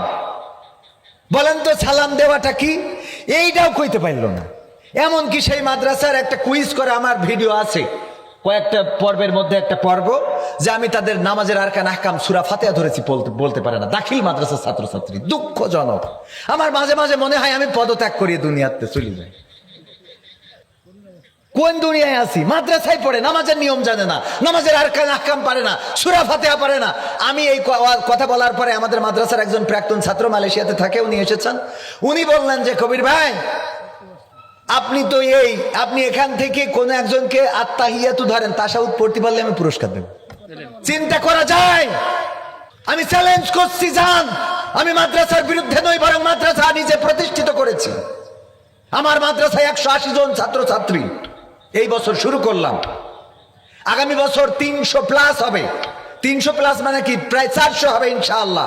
প্রতিদিন ভর্তি হতে আসে। আমি মাদ্রাসার বিরুদ্ধের লোক নই, কিন্তু অধিকাংশ আলিয়া মাদ্রাসা, দাখিল মাদ্রাসায় ছাত্ররা নামাজ কালামের নিয়ম পড়ে তো না, নিয়মও জানে। উচিত কথা বললে অনেকেই খেপে যাবেন, অনেকেই রেগে যাবেন। আমি প্রায়ই বলি, ইতেকাফের ওয়াজ শোনাই মসজিদের ইমাম আমার আব্দুল হাই সিদ্দিকী ভাই আছেন, আব্দুর রহমান আমার ইমরান ভাই আছেন, আমি ওনাদেরকে নিয়েই বলছি ইতেকাফের ফজিলত জানেন না ভাই? ওয়াজ করেছেন না ভাই? 99% মসজিদের ইমাম ইতেকাফে বসেন। ফজিলাত শুনে যে ফজিলাত, মেলা ফজিলাত, ইতেকাফে বসলি ওর আবুল হায়াত শেষেই যাবে। যে মাদ্রাসার শিক্ষার ব্যাপারে ওয়াজ করে বেড়াচ্ছে, তার আবার স্ট্যাটাস দেখলাম, নিজেই মাওলানা স্ট্যাটাস দেয়, আমার ছেলে এসএসসি পরীক্ষার্থী, দোয়া করবেন। কথা কয় না? আছে না নাই? আপনাদের মনে আসছে কথাগুলো আমি আজকে নতুন তৈরি করতেছি। মাদ্রাসার শিক্ষক, প্রিন্সিপাল, মাদ্রাসার সুপার, মাদ্রাসায় শিক্ষকতা করে, নিজের সন্তান জেনারেলে দিয়ে রেখেছে। আমি জেনারেল শিক্ষার বিরুদ্ধেও নই, তাহলে আপনি মাদ্রাসার ফজিলত শোনায় লাভটা কি? আমার আল্লাহ বললেন ইয়া আইয়ুহাল্লাযীনা আমানু লিমা তাকুলুনা মা লা তাফআলুন, ও ঈমানদারেরা এমন কোন কথা বলো না যেই কথার সাথে তোমার কাজের মিল নাই, যেই কথা তুমি নিজে করো না, যেই কাজ তুমি নিজে করো না, এমন কথা বলো না। পরের আয়াতে আল্লাহ বললেন কাবুরা মাকতান ইনদাল্লাহি আন তাকুলু মা লা তাফআলুন। আমার আল্লাহ বললেন ও ঈমানদারেরা আরো শুনে নাও, আরো তোমাদেরকে জানিয়ে দিই, আমার কাছে এটা অত্যন্ত অপছন্দের, অত্যন্ত ঘৃণার, অত্যন্ত ক্রোধের, অত্যন্ত রাগের, যে তোমরা মুখে যা বলো কাজে তা পরিণত করো। এমন মানুষ আমরা আছি না নাই? এই জন্য আল্লাহর নবী বলেছেন জাহান্নাম উদ্বোধন হবে প্রথম যে ব্যক্তি দিয়ে, সেই ব্যক্তিকে কবির বিন সামাদ আলেম দাবি করলাম। তো আলেম আগে বলেছি, আমার এলেমও নেই আর কি নেই, আমলও নেই, দুই জায়গায় আমি ফেল। আমার হুজুররা সেদিন বলতেছে আমাদের মাহফিল 12 তারিখ, কাল দিন পরে মাদ্রাসার আমার দায়িত্ব দিয়েছে যে বক্তাদের এবং প্রাক্তন ছাত্রদের দায়িত্ব দিয়েছে বক্তার টাকা আমাদের পরে এত চাপ দিয়েন না। বলছে তুমি তো এক মাহফিলের টাকা মেরে দিলেই হয়ে যায়। আমি বললাম আমি যে এখানে দ্বিতীয় বক্তা করেছেন এই তো আমার 50,000 টাকার বাস দিয়েছে, বোঝেননি? তো আমার হুজুররা বলতেছে একটা প্রশ্ন করি তোমার কাছে, এই যে এত টাকা মাহফিল করে নাও, পরকালে কি হবে অবস্থা তোমাদের একটু বলো দিন। তাই আমি বললাম যে হুজুর আপনারা পড়াইছেন আমাদের থেকে তো এলেম আপনাদের বেশি, আমাদের কাছে প্রশ্ন করলে কেমন হয়ে যায়। তারপরেও আমি একটা বিষয়, আমি তো আর মুফতি মুহাদ্দিস মাওলানা ওইসব না, আমি শর্টকাটে একটা জিনিস আমি ধরে রাখিছি, সেটা হইলো যে আব্দুল্লাহ আল আমিন, আমির হামজা, তারপরে এই যে হাফিজুর রহমান সিদ্দিকী, তারপরে আরো যে বক্তা আছে বিখ্যাত আছে না, আবুল কালাম আজাদ বাশার, তারপরে আফসারি, এই জাতীয় যে বক্তাগুলো অনেক বড় বড় বক্তা আছে, তো ওরা আমার থেকে আলহামদুলিল্লাহ হাদিয়া ভালোই নেয়। তো ওরা যদি জান্নাতে যায় তাহলে আমার টেনশন নেই, কিন্তু ওরা যদি জাহান্নামে যায় তা আমি কোনো কথা ছাড়া আগে যেয়ে বসে থাকতে হবে। আমার মানে লাইনটা ঠিক আছে কিনা? বাসার রাস্তা ওই দিন আমার কোনো প্রশ্ন করা লাগবে না, আগেই যেয়ে চুপচাপ বসে থাকতে হবে। যে আমার আল্লাহ জিজ্ঞেস করে যে তুই এইখানে আজ যে কটা ধরা খেয়েছ ও দেখি আমার আর আশা নেই, শেষ। ও আমার ভাইয়েরা, কথাটা হাসির খোরাক দিতে বলি নাই, বাস্তবতা হলো এমন। আমরা মুখে যা বলি কাজে তা করি না। এই জন্য আল্লাহর নবী বলেছেন প্রথম শ্রেণী হলো আলেম, আলেমদের দিয়ে জাহান্নাম উদ্বোধন করা হবে। কোন একজন আলেমকে ডেকে দাঁড় করানো হবে আর বলা হবে তোমার জন্য জাহান্নাম ওয়াজিব হয়ে গেছে। সে বলবে আমি তো আলেম ছিলাম দুনিয়ার পরে, আমি একজন মাওলানা ছিলাম, মুফতি ছিলাম, মুহাদ্দিস ছিলাম, হাফেজ ছিলাম, আজহারি ছিলাম, মাদানী ছিলাম, মাক্কি ছিলাম, আমি আমেরিকান ছিলাম, কাতারি ছিলাম। এমনি ভাবে বিভিন্ন দেশের টাইটেল আছে না নাই? বক্তা হইলেই যেন সামনে একটা টাইটেল লাগাইতেই হবে। অনেকেই বলবে হুজুর আপনার নেই তো, তাই একজনের নাম দিয়েছে অমুক মাহমুদাবাদী। তাই আমি বললাম, বলছে এ মাহমুদাবাদী কেন দিল? আমি বললাম আমার বোন নাম হইলো মাহমুদা, এই জন্য ওনার বাদী হয়েই তো দেশে। কথা ঠিক আছে না নাই? বক্তা হইলেই নামের শেষে আজাদি, ভাসানি, তুফানি, সুনামি, আমফানি আছে না নাই? জিহাদি, অধিকাংশ জিহাদি কোনোদিন রাস্তায় মিছিল করতে দেখি নাই, নামের শেষে বিশাল জিহাদি।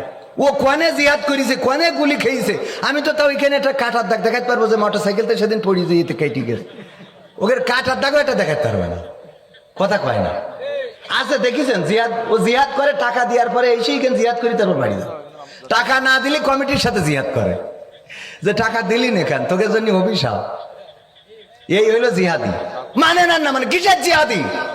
জিহাদি তারা যারা 5ই আগস্টে রাস্তায় দাঁড়িয়ে রক্ত দিয়েছে, জীবন দিয়েছে, ফাঁসিবাদ মুক্ত বাংলাদেশ গড়েছে, মুখে দাড়ি নাই, মাথায় টুপি নাই, টাকনুর উপরে কাপড় নাই, এই মানুষটাই জিহাদি। রাজপথে দাঁড়িয়ে জিহাদ করে রক্ত দিয়ে প্রমাণ করেছে।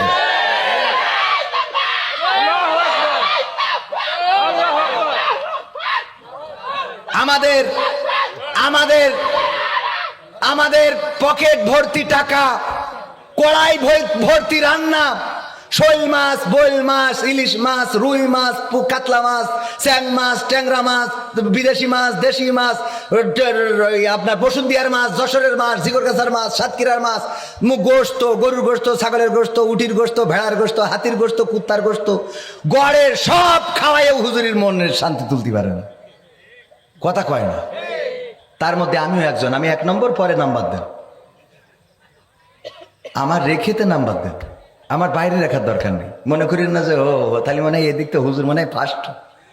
তবে এখানে আসার সময় বলেছি ভাই আজ বলে খাবানো না, যাবো অস্করি বাড়ি চলে যাবো। হুজুরেরও কয়েছি হুজুর আমার সাথে গেলি বলে আজ খাওয়া হবে না, হুজুর কয়েছি তো, হ্যাঁ হুজুরি কয়েছে আমার সাথে আজ যাবেন কিন্তু খাওয়া হবে না, কারণ বাড়ির কাছের মাহফিল যে অস্করি সোজা বাড়ি চলে আসে। তবে আমি আমলের দিক থেকে খুব ভালো না, অত বেশি আমল নাই। এতটুকু চেষ্টা করি, যেটা বলি আল্লাহর নবী বলেছেন দুইটা জিনিসের গ্যারান্টি যদি দিতে পারো আমি তোমাদের জান্নাতের গ্যারান্টিটা দিয়ে দিলাম, জান্নাতের জিম্মাদার হয়ে যাব। বলেন সুবহানাল্লাহ। দুইটা জিনিসের গ্যারান্টি আমার নবীর উম্মতেরা যদি দিতে পারে, আমার মা বোনেরাও কান খুলে শুনে রাখেন, গ্যারান্টি কয়টা জিনিসের? দুইটা জিনিসের নিশ্চয়তা দেবেন, জান্নাতের জিম্মাদারি নেবেন কে? কয় আল্লাহ। আল্লাহর নবী, বিশ্ব নবী সাল্লাল্লাহু আলাইহি সাল্লাম জিম্মাদার হয়ে যাবেন, তিনি জান্নাতের দায়িত্ব নিয়ে নেবেন। বলেন সুবহানাল্লাহ। দুইটা জিনিস হলো, আল্লাহ নবী বললেন সাহাবীরা শোনো, দুইটা জিনিস হলো দুই ঠোঁটের মধ্যবর্তী স্থান। কি? দুই ঠোঁটের মধ্যবর্তী স্থান জিহ্বা, আর দুই গুরুতের মধ্যবর্তী স্থান, এটা বলার দরকার নেই। কি? দুই ঠোঁটের মধ্যবর্তী এবং দুই উরুতের মধ্যবর্তী, এই দুইটা জিনিসের গ্যারান্টি যে দেবে আল্লাহ নবী তার জান্নাতের জিম্মাদার হয়ে যাবে। বলেন সুবহানাল্লাহ। আমাদের এই দুইটা জিনিসের অবস্থা খারাপ না ভালো? কথা কয় না, খারাপ না ভালো? আমাদের জবান দিয়ে কত মানুষকে কতভাবে কষ্ট দিই। আল্লাহর নবী একদিন এক সাহাবীকে বললেন যে ওই সাহাবীকে দেখো সে জান্নাতি। দ্বিতীয় আর একদিন বললেন ওই লোকটি জান্নাতি। তৃতীয় আর একদিন বললেন ওই লোকটি জান্নাতি। আল্লাহর নবীর একজন সাহাবী চিন্তা করলেন, আহারে এই লোকটিকে বিশ্ব নবী 3 দিন বলেছেন জান্নাতি, তাইলে এই লোকটি জান্নাতি। আল্লাহর নবী মুস্তাজাবুদ দাওয়া, তিনি দোয়া করলেই দোয়া কবুল হয়ে যায়। আল্লাহর নবী যার সম্বন্ধে জানেন তার সম্বন্ধেই তো বলেন। আল্লাহর নবী বললেন এই লোকটি জান্নাতি। 1 দিন 2 দিন 3 দিন বললেন কি এমন আমল করে দেখতে যাব। তার বাড়িতে চলে গেল দেখার জন্য। তার বাড়িতে যেয়ে বলল আমি সফরে এসেছি, আপনার বাসায় মেহমান হতে চাই। 1 দিন 2 দিন 3 দিন চলে গেল, কিন্তু বাড়তি কোনো আমল দেখতে পাইলেন না। ওই লোকটি বললেন 3 দিনের পরে যে চলে যায় দোয়া করবেন। ওই লোকটি বলল কেন এসেছিলেন জানি না, 3 দিন আপ্যায়ন করেছি, জানি না কোনো কষ্ট দিয়েছি কিনা, ক্ষমা করে দিবেন। লোকটি যখন চলে যায় তখন ওই লোকটি যাওয়ার আগে বললেন ওগো আল্লাহর বান্দা, আল্লাহর নবী আপনাকে 3 দিন দেখিয়ে বললেন এই লোকটি জান্নাতি। আমি চিন্তা করলাম কি এমন ভালো কাজ করেন, কি এমন আমল করেন যে আমলের কারণে এই লোকটি জান্নাতি, এটা দেখার জন্য আপনার বাড়িতে 3 দিন অবস্থান করলাম। কিন্তু দেখলাম এই 3 দিনে আপনার একটাও নাই যে আমলটা আপনি আমার থেকে বেশি করেন, অথচ আল্লাহর নবী আপনাকে জান্নাতি বলে দিলেন। কারণটা কি খোঁজার জন্য আসলাম, পাইলাম না। ওই লোকটি বলল ওগো আল্লাহর নবীর সাহাবী, আমার জীবনে বাড়তি কোনো আমল নাই, শুধুমাত্র আপনারা যা করেন সেইটা করা ছাড়া। সাহাবী চলে যাচ্ছেন, এই সাহাবী আবার ডাক দিলেন ওগো বিশ্ব নবীর সাহাবী, শোনো একটা কথা বলি, আমার একটা আমল আছে যেটা পৃথিবীর মানুষ জানে না। সেই আমলটা হলো আমি যখন রাত্রে ঘুমাতে যাই তখন আমি প্রতিটা মানুষকে ক্ষমা করে দিয়ে ঘুমাতে যাই। যে আমাকে কষ্ট দিয়েছে, ব্যথা দিয়েছে, কাঁদিয়েছে, আমাকে ঠকিয়েছে, যে আমার ব্যথা বেদনা দিয়েছে, সব মানুষের আমি ক্ষমা করে দিই। কারণ নিয়ত থাকে এটা, আমি যদি আজ রাত্রে মারা যাই তাইলে আমার অমুক ভাইয়ের ব্যাপারে আমার অভিযোগ আছে, আমি ক্ষমা না করলে আমি মারা গেলে ও আমার কাছে তো আর ক্ষমা চাইতে পারবে না। কিয়ামতের ময়দানে আমার ওই ভাই বিপদে পড়ে যাবে, ওই ভাইয়ের ভাই আমার কাছে দায়ী থেকে যাবে। সুতরাং আমাকে যে কষ্ট দিক, ব্যথা দিক, আমাকে কাঁদাক, হাসাক, আমাকে যত যন্ত্রণা দিক না কেন, আমি ঘুমানোর সময় সবাইকে একেবারে নিঃশর্তভাবে ক্ষমা করে দিয়ে তারপর ঘুমাতে যাই। আল্লাহু আকবার বলবেন না? আল্লাহু আকবার। আল্লাহর নবীর সাহাবী বললেন পেয়ে গিয়েছি। কেন আল্লাহর নবী আপনাকে জান্নাতি বলেছেন? যেই মানুষ রাত্রে ঘুমানোর সময় এমন একটা বন্দোবস্ত করে ঘুমায়, সেই লোকটি তো অবশ্যই জান্নাতের মালিক হতে পারে। চিন্তা করতে পারেন, জবান থেকে শুধু হেফাজত না, মন থেকেও হেফাজত করে দিয়েছেন। মনের মধ্যেও রাখেন নাই যে আমার ইমরান ভাই আমাকে অমুক দিন অমুক বড় কথা বলছিল, কবির ভাই আমাকে অমুক দিন ওই কথাটা শোনাইছিল, কোনো মনের মধ্যে রাখেন নাই। তাইলে গ্যারান্টি দিতে হবে কয়টা জিনিসের? 2 ঠোঁট এবং 2 উরুতের মধ্যবর্তী। যদি গ্যারান্টি দিতে পারেন আল্লাহ নবী জান্নাত দিবেন। আর আমাদের সবচেয়ে বাজে অবস্থা হলো আমাদের জিহ্বার। আমি হুজুর আর এক হুজুরে দেখতে পারি না, আমি আলেম আর এক আলেমরে দেখতে পারি না, আমি আমলদার হয়েছি, তাহাজ্জুদ পড়ি, আমি মনে করি আমি জান্নাতের দোতলা জান্নাতের মালিক হয়ে গিয়েছি, আর কেউ জান্নাতে যাবে না। যেই লোকটা দাড়ি রেখেছে, দাড়িটা একটু লম্বা, সে মনে করে খাটো দাড়ি সব খারাপ। যেই মানুষটার মুখে একটু দাড়ি আছে আর একজনের নাই, সে মনে করে জান না এ মানুষই না। কথা কয় না, ঠিক না? ঠিক। আমলের অবস্থা জানেন কে? আল্লাহ রাব্বুল আলামিন জানেন। সুতরাং আমলটা ভালো করতে হবে। 10 মিনিট পরে ট্রেন আসবে। 10 মিনিট পরে আমরা কি থামানোর জন্য দাঁড়াবো কিনা? ও পাঠাই দেবো, যারা বসে আছে শরীরে আসতে বলবো। ও তাই কর, আনু কাছে আমাকে আবার ট্রেন দাঁড় কয়েকক্ষণ কি না, অত সাহস এখনো হয়নি। সামনে গেলি তো বাইটি দিয়ে চলে যাবে। এমপিরা সব কোথায় গেল, মন্ত্রীরা সব কোথায় গেল, কোথায় কাদের কাকা, তাদের সারা দেশটা এখন লাগে ফাঁকা ফাঁকা। ঠিক না বেঠে? পালাবো না, প্রয়োজন হলে ফখরুলের বাসায় গিয়ে উঠবো। পালাবে না, পালাবে না, যাই না তবু দেখা। পালাবে না, পালাবে না, যাই না তবু দেখা। তাদের ছাড়া দেশটা এখন লাগে ফাঁকা ফাঁকা, ওদের ছাড়া দেশটা এখন লাগে ফাঁকা ফাঁকা। আইন মন্ত্রী আটকে গেল আইনেরই ফাঁকে, দাড়ি ছাড়া দরবেশের ভণ্ড ভণ্ড লাগি। আইন মন্ত্রী আটকে গেল আইনেরই ফাঁকে, দাড়ি ছাড়া দরবেশের ভণ্ড ভণ্ড লাগে। শুনছি কত নেতা নেত্রী খাইতেছে ভাই ডান্ডা, বিচারপতি কালামানিকের ফাটিয়েছে আন্ডা। পলকের ঝলক গেল, পলকের ঝলক গেল থামিয়ে নেটের চাকা। তাদের ছাড়া দেশটা এখন লাগে ফাঁকা ফাঁকা, ওদের ছাড়া দেশটা এখন লাগে ফাঁকা ফাঁকা। কই গেল সেই সংসদেতে মমতাজের গান, কোথায় গেল হযরত বলা স্বামী মোসমান? মমতাজের গান এখন আছে? আমি শিখাই দিলাম, ওগো আমার মমতাজ আপা, এখন এই গানটা গান আমার সোনার ময়না পাখি। কোন বা দোষে দাদার কাছে গো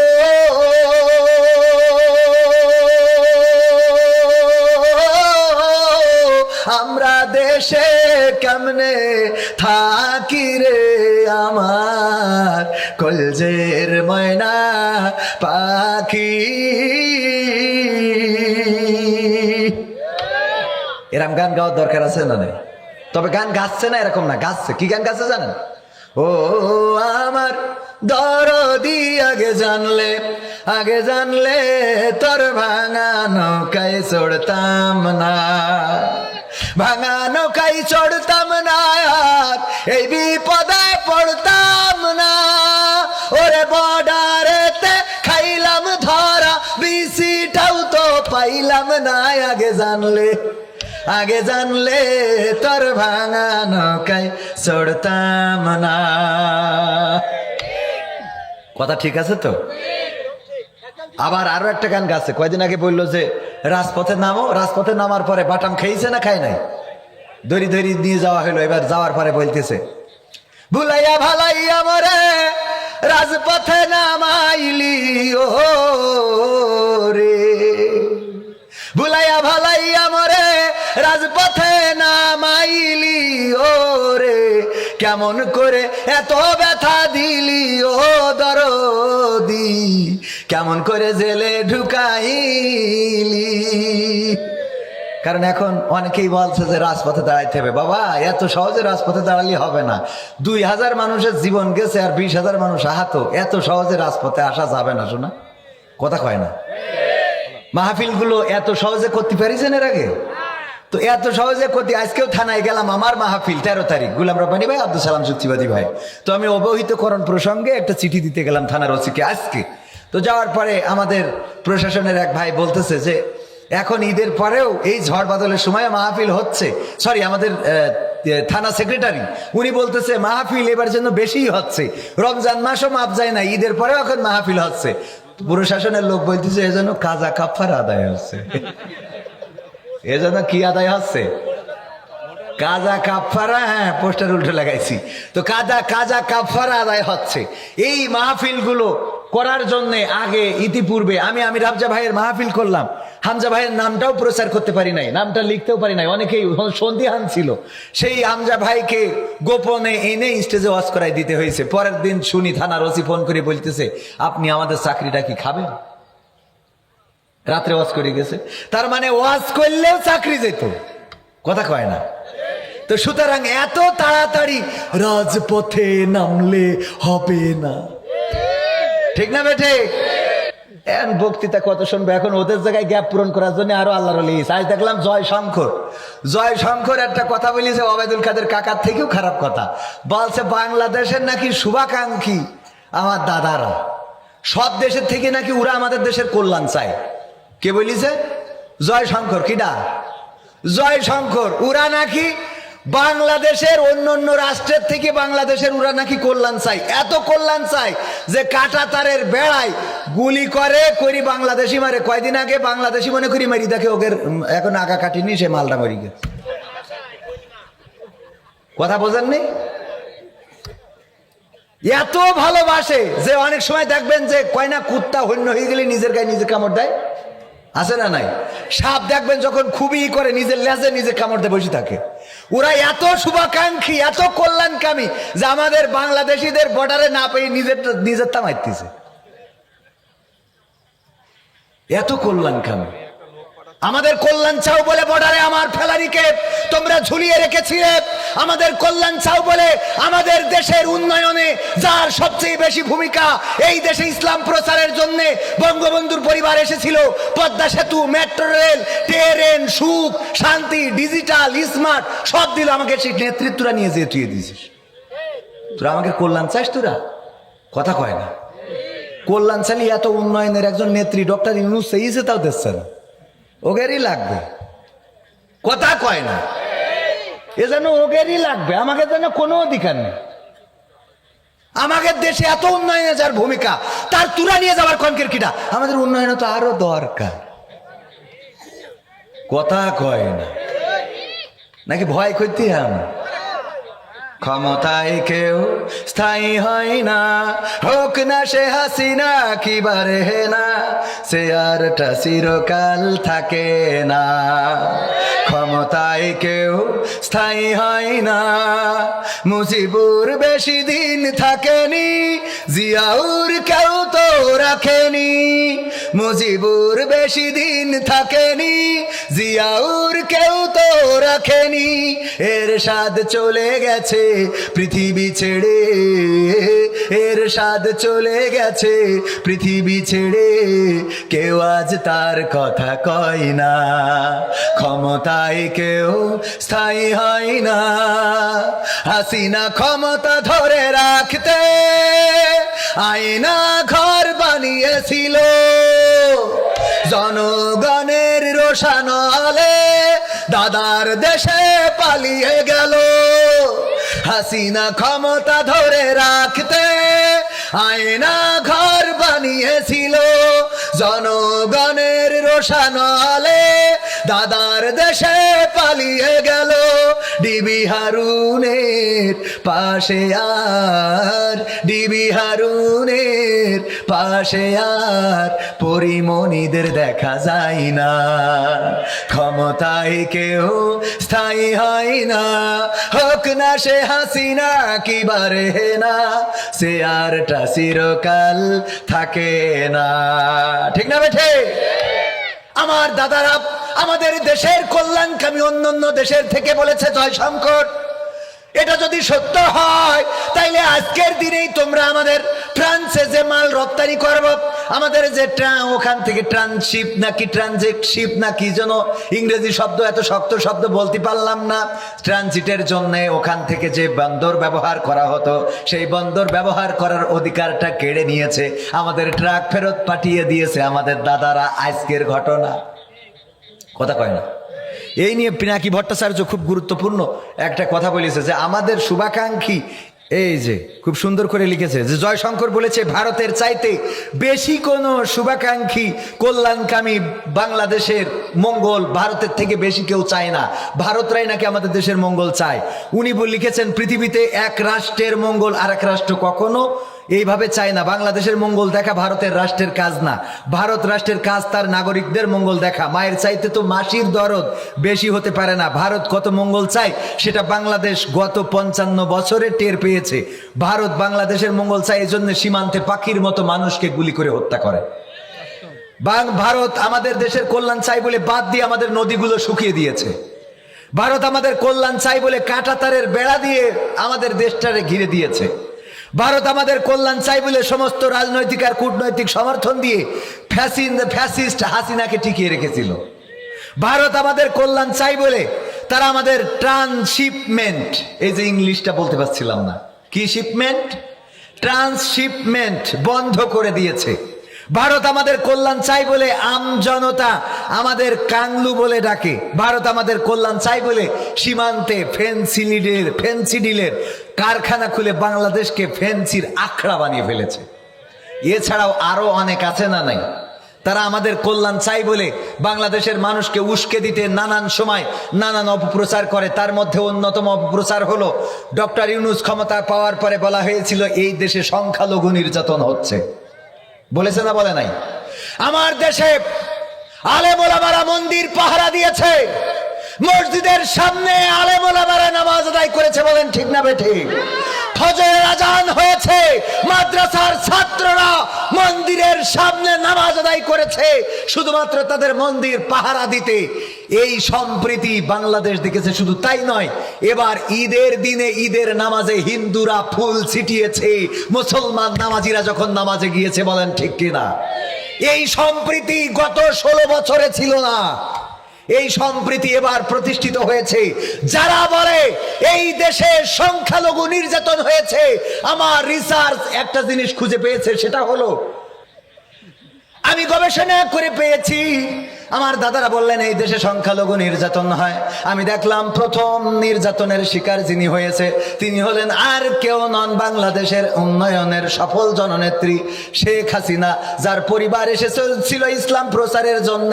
সবার একটাই দাবি ছিল, হাসিনা তুই বাংলা ছাড়। ঠিক না ঠিক? ইসলাম প্রচারের জন্য আসা 1 নম্বর দরবেশ আউলিয়ার পর্যায়ে চলে যাওয়া মানুষটা হলো শেখ হাসিনা। সে নির্যাতনের শিকার হয়েছে। বলেন সে সংখ্যালঘু না সংখ্যাগরিষ্ঠ? সংখ্যালঘু না সংখ্যাগরিষ্ঠ? মুসলমান হিসাবে কি সংখ্যাগরিষ্ঠ। 2 নম্বর, যিনি নির্যাতনের শিকার দরবেশ বাবা, যার দাড়ি দেখলে মনে হয় আমিরে জামাত। ঠিক না ঠিক? সালমান এফ রহমান, দাড়ি দেখলেই মনে হয় জামাতের মুহতারাম আমিরে জামাত ডাক্তার শফিকুর রহমানের মতো লাগে। মাঝে মাঝে মনে হয় আমাদের শহীদ মতিউর রহমান নিজামী রাহিমাহুল্লাহ যেন ফিরে এসেছে, এমন অবস্থা দাড়ি দেখলে। সেই লোকটাও নির্যাতনের শিকার। সে সংখ্যালঘু না সংখ্যাগরিষ্ঠ?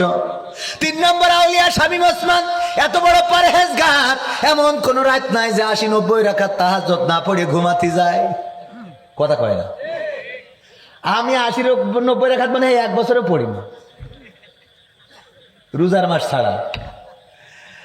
আরে কত বড় পরহেজগার! 80-90 রাকাত তারাবির সালাত আদায় করে তারপরে ঘুমাতে যায়। সেও সংখ্যালঘু না সংখ্যাগরিষ্ঠ? 4 নম্বর আউলিয়া ওবায়দুল কাদের কাকা, সংখ্যালঘু না সংখ্যাগরিষ্ঠ? কথা কয় না? সংখ্যাগরিষ্ঠ, সেও নির্যাতনের শিকার। এরপরে 5 নম্বর আউলিয়া মানিক, সে চিন্তা করলো এই দুনিয়ার জীবন জীবনই না, পরকালের জীবনটার গুরুত্ব দিতে হবে। এই জন্য অন্যরা দাড়ি কেটেছে, সালমান এফ রহমান দাড়ি কেটেছে, আর মানিককা দাড়ি রেখে দিয়েছে। দেখেছেন কিনা?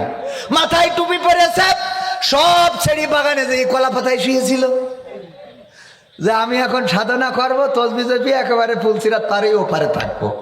এর ধরিছে তো ধরিছে, পিসি দুটোও খুলি না, চোর বাচ্চা খেতে হবে কি করে? পুরো দামড়া বানাইতেছে। কি বানাইতেছে? এরিয়ার দামড়া বোঝেন তো? দামড়া বানাইতেছে। তো এই মানিক, সেও সংখ্যাগরিষ্ঠ না সংখ্যালঘু? সংখ্যাগরিষ্ঠ মানে কি? সে তো ডাইরেক্ট একবারে টুপি পরিয়ে দাঁড়িয়ে রেখে অলিয়ার পর্যায়ে চলে গেছিল। এরপরে ব্যারিস্টার সুমন, আরাফাত, মেনন, ইনু, দীপুমণি সব আল্লাহর ওলি, পরহেজগার, পীর। তাহলে আমার দাদারা দাবি করলো সংখ্যালঘু নির্যাতন হচ্ছে। এখন আমার কথা হলো, নির্যাতন হচ্ছে তো সব অলিয়ার পর্যায়ের লোক। এরা যদি সংখ্যালঘু হয় তাহলে আমার সে পীর সাহেবরা গেল কোথায়? কথা কয় না? আর ইরা যদি পীর সাহেব হয় তাহলে দাদারা যে বলছে সংখ্যালঘু নির্যাতন হচ্ছে, সেইগুলো কো শুরু করবো? তাহলে এই গানটা আপনার অনুরোধ ছিল, কিন্তু এই গানটা তো ইউটিউবারদের কপিরাইট ধরে। কি করবো খন? মাহফিলের দাবি একটু শোনায়। হ্যাঁ, কি হবে বেঁচে থেকে অযথা বিদ্যা শিখে যদি না গড়তে পারি শোষণবিহীন সমাজটাকে? কি হবে বেঁচে থেকে? কি হবে ছাত্র সেজে চুমু খেয়ে সনদ খানা যদি হয় বিদ্যালয়টা পরিমণিদের আড্ডাখানা? কি হবে ছাত্র সেজে চুমু খেয়ে সনদ খানা যদি হয় বিদ্যালয়টা নায়িকাদের আড্ডাখানা, এর চেয়ে মরাই ভালো, দেশ ছেড়ে যাওয়াই ভালো, এর চেয়ে মরাই ভালো, দেশ ছেড়ে যাওয়াই ভালো। কি হবে ধোকা দিয়ে বিবেকটাকে, কি হবে ধোকা দিয়ে বিবেকটাকে, কি হবে বেঁচে থেকে অযথা বিদ্যা শিখে যদি না গড়তে পারি শোষণবিহীন সমাজটাকে, কি হবে বেঁচে থেকে। কি হবে যুবক নামের বোঝা হয়ে এই ধরাতে, যেখানে মা বোনেরা ধর্ষিতা হয় দিনে রাতে। কি হবে যুবক নামের বোঝা হয়ে এই ধরাতে, যেখানে মা বোনেরা ধর্ষিতা হয় দিনে রাতে। যৌবনের সার্থকতা ঘুচিবে সকল ব্যথা, যৌবনের সার্থকতা ঘুচিবে সকল ব্যথা। পার যদি বলি দিতে মানুষ রূপী পশুটাকে, পার যদি বলি দিতে মানুষ রূপী পশুটাকে, কি হবে বেঁচে থেকে অযথা বিদ্যা শিখে যদি না গড়তে পারি শোষণবিহীন সমাজটাকে, কি হবে বেঁচে থেকে। কি হবে লেখালেখি কলমবাজির ওই মহড়া, সমাজের আসল চিত্র যদি না যাই তুলে ধরা। কি হবে লেখালেখি কলমবাজির ওই মহড়া, সমাজের আসল চিত্র যদি না যাই তুলে ধরা। যদি ওই ঘুষের বলে কলমটা উল্টো চলে, যদি ওই হ্যালো কলে ক্যামেরা উল্টো বলে, তবে কি যাবে রোখা দুর্নীতিকে, তবে কি যাবে রোখা দুর্নীতিকে। কি হবে বেঁচে থেকে অযথা বিদ্যা শিখে যদি না গড়তে পারি শোষণবিহীন সমাজটাকে, কি হবে বেঁচে থেকে। কি হবে নামাজ রোজা ইমানদারির ভয় করে কোরআনের কর্মীগুলো থাকে যদি কারাগারে। কি হবে নামাজ রোজা ইমানদারির ভয় করে কোরআনের কর্মীগুলো থাকে যদি কারাগারে। মসজিদের কোণে বসে জিকির যত করো কইছি আছে না,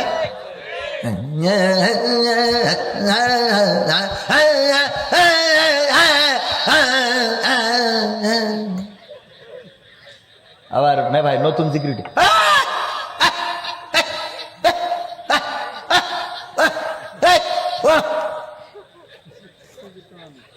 সত্যি না মিথ্যা বললাম? শয়তান কয় আল্লাহ তুমি আমার শয়তান বানাইলে কোন দুঃখ, এগের বাদ দিয়ে তুমি আমার, তুমি জানতে যে এরা দুনিয়ায় আসবে তা আমার পাঠানোর দরকার। কয় যে আমি দায়িত্ব ছেড়ে দিলাম, তোরা থাক, আমি আমেরিকায় চলে যাচ্ছি। ও ভিসা ভিসা নিয়ে চলি, ওর আর দরকার লাগে না এ দেশে, ওর কাজ করি দেয়। তবে একটা বিষয় এই বছর আমার একটা জিনিস মানে মাথায় ধরেছে, মানে মাঝে মাঝে মনে হইতো আসলে কি শয়তানের আবহাওয়া খারাপ, আবহাওয়া খারাপ হলে ভালো করে নেবো, লোক তো যাইতে চাচ্ছে না। যাবেন আপনারা? তা আবহাওয়া খারাপ হলেও থাকবো, ঠিক কিনা? শেখ হাসিনা বন্দুক দিয়ে গুলি দিয়ে রাইফেল দিয়ে আমাকে রইল রাজপথে সরাইতে পারিনি, আর এগের সামান্য বৃষ্টি দিয়ে সরাই ফেলবে আপনার? তাই মনে হয় সিডিক মাল্লিরা উঠে যাবে মনে হয় আপনার? উঠে তো যাবে না, বরং এই বাইরে কটা বসা আরো ভিতরে আসা যাবে না? এসে প্রমাণ করে দেন যে আমাকে সিডিক মিডিকি কিছু করে না। দেখি দেই, আসেন দিন, আসেন দেই। আমার যুবকরা দেখেন আজ প্রমাণ হয়ে যাবে যে সব ইসলামের পক্ষের লোক। আসেন ভিতরে আসেন, দেই আবহাওয়া দেই খারাপ হয় হোক, আজ আবহাওয়া যা হয় হবে, মাহফিল হবে, খালি বাস পড়ুক নাই মরি থাকবো। ওই আমি যখন এই যে দেখেন না ফকির আছে না অনেকেই, ফকির আছে কিনা, আসেন ভিতরে আসেন, সব ভিতরে আসেন। ওদিকে ঝড় মার বৃষ্টি যাই হয়, আসেন আমার ভাইজানেরা। দেখি একটু এইবার লোক আছে কিন্তু সব ফাইটো ফাইটো করে বসার কারণ, ফাইটো বোঝার তো ফাঁকা করে বসার কারণ। আসেন দিন আমার যুবকেরা, ওদের একটা সুন্দর একটা ওয়াজ শোনাবো, এই যুবকদের জন্য একটা ওয়াজ শোনাবো আর একটা গান শোনাবো, দুইটা শোনাই তারপর যাবো। হুজুর টাকা দিয়ে হুজুর এত ওয়াজ করেন, আজ বিনা টাকায় ওয়াজ করতেছি তো। সালাম ভাই আমার অগ্রিম পে করি তাই আনতে পারেন, আর আপনারা তো পেই করেন না, ঠিক না বে? ঠিক বললাম? তাহলে হুজুর আজকে ওয়াজ করবে বেশি, কারণ মনে করে নেবেন যে হুজুর মনে হয় টাকা পাই বলে বেশি। টাকা পাইলে আবার কম ওয়াজ করি, কারণ বুঝি যে যতই ওয়াজ করি আল্লাহ কুপান দেবে আমার, বোঝেননি? তাহলে আমার সোনারা এজ না সরিয়ে গেছে। ওকে, এবার আলোচনায় আসি। বৃষ্টি হয়, ঝড় হয়, বাদল হয়, এরা যাবে। কোন জায়গায় ছিলাম? ওই যে জিকির করে শয়তান দায়িত্ব দিয়ে ছড়িয়ে। এই বছর আমার মনে হয়েছে শয়তানকে কি আসলে শৃঙ্খলিত করা হয়, বাধা হয়? ঈদের দিন আমি প্রমাণ পাইছি যে হ্যাঁ শয়তানের আজকে ছেড়ে দিয়েছে। ও আসার সাথে সাথে ডিউটি শুরু। কিসের মসজিদ মাদ্রাসা, যুবকরা পিকআপের পরে ডিজে তুলে কুপা কুপি দিয়ে বাড়ি, ঠিক না বে ঠিক? নারীরা এত সাজুগুজু করেছে যে আলকাতরা বেগম রে পরিমণি দেখা যায়, ঠিক কিনা? আমি আপনাদের বলেছি যে আপনারা ঝড় বাদল কিছু মানবেন না, সত্য না মিথ্যা? সত্য না মিথ্যা? কারা কারা রাজি হাত উঁচু করেন দেখি। নারায়ে তাকবীর, নারায়ে তাকবীর। আল কোরআনের আলো, আল হাদিসের আলো, আমার নেতা তোমার নেতা। নারায়ে তাকবীর,